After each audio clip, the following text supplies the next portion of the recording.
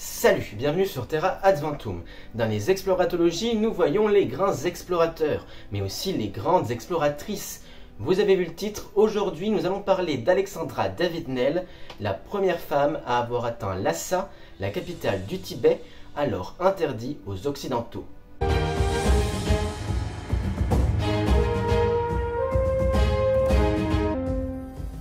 Alexandra David, de son nom de naissance complet Louise Eugénie Alexandrine Marie David, est née en 1868 d'un père instituteur français protestant et d'une mère belge catholique. Son enfance est marquée par les déménagements entre la France et la Belgique, les quelques disputes de ses parents et les fréquentations anarchistes et féministes de la famille. Par exemple, Élisée Reclus, géographe français, mais aussi militant anarchiste, est un ami de la famille. Alexandra rejoindra d'ailleurs divers cercles féministes et anarchistes de son époque et écrira de nombreux articles et essais à ce sujet. Mais ce n'est pas cette vie d'Alexandra qui nous intéresse ici, évidemment.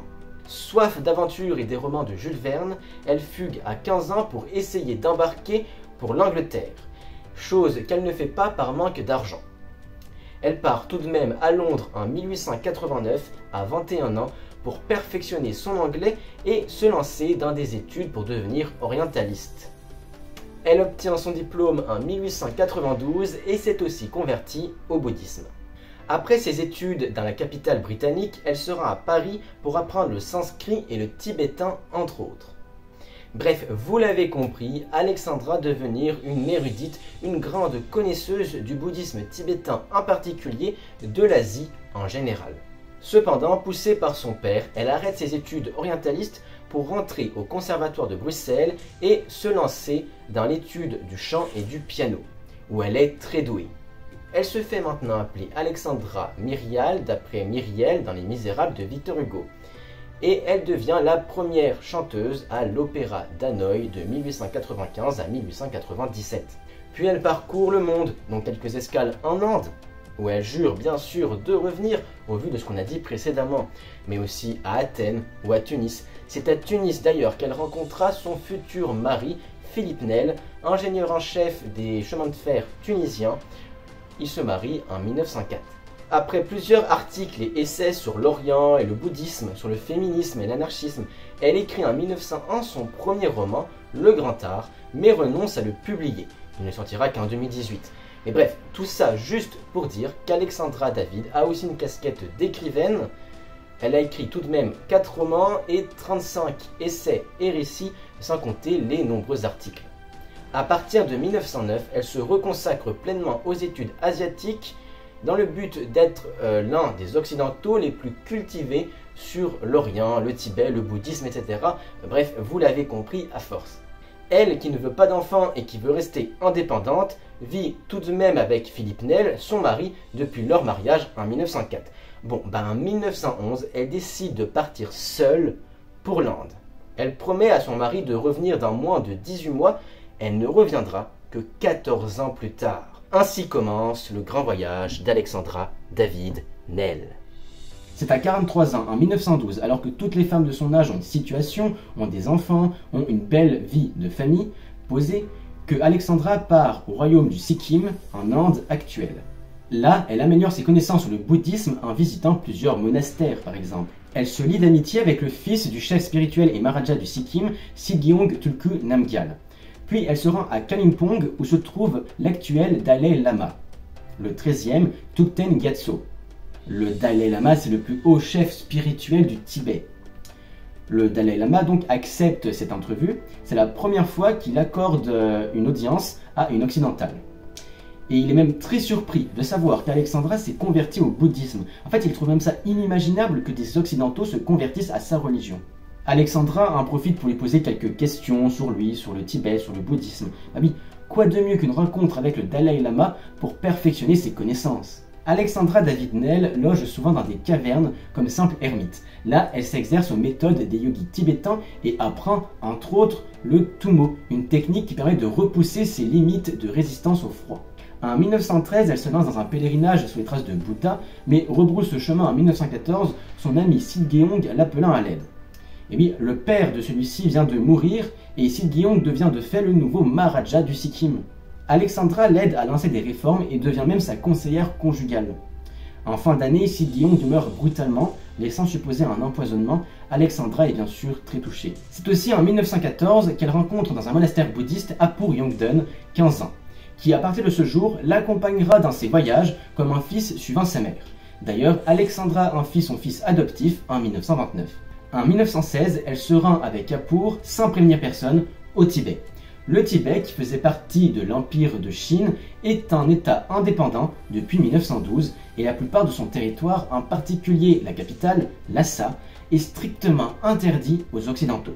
Alexandra visite entre autres le monastère de Tachinumpo où elle rencontre le Panchen Lama, le deuxième plus haut chef spirituel du bouddhisme tibétain après le Dalai Lama.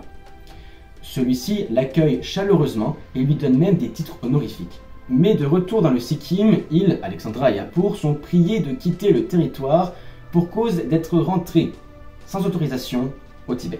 Mais ne pouvant et ne voulant pas rentrer en Europe, parce que c'est un peu la Première Guerre mondiale, ils décident de voyager un peu partout dans l'Asie, en Inde, au Japon, où ils rencontrent le moine bouddhiste Eikai Kawaguchi, qui avait réussi à séjourner pendant 18 mois à Lhasa, alors déguisé en moine bouddhiste.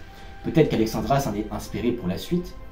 Puis ils continuent leur voyage en Corée et en Chine, qu'ils vont traverser d'est en ouest. Et de 1918 à 1920, ils séjournent à Kunlun.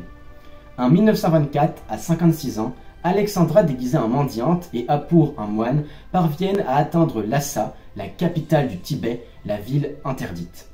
Après un long périple à pied, devant supporter le froid, la neige et surtout la faim, ainsi que de traverser des endroits dangereux, escarpés et des ponts à l'Indiana Jones. Je rappelle qu'on est en plein Himalaya. Pendant 2 mois, ils séjournent à la capitale tibétaine, visitant de nombreux lieux tout en cachant leur véritable identité.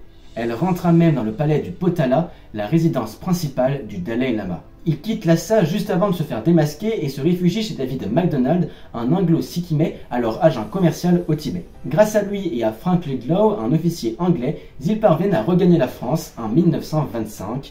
Alexandra, qui, en quittant Lhasa, était devenue à peu près ce en quoi elle était déguisée. Voici ce qu'elle écrit à son mari lorsqu'elle arrive à Lhasa. Mon très cher grand ami, pas mal de temps s'est écoulé depuis que je t'ai écrit, et j'ai aussi fait pas mal de chemin depuis ce temps.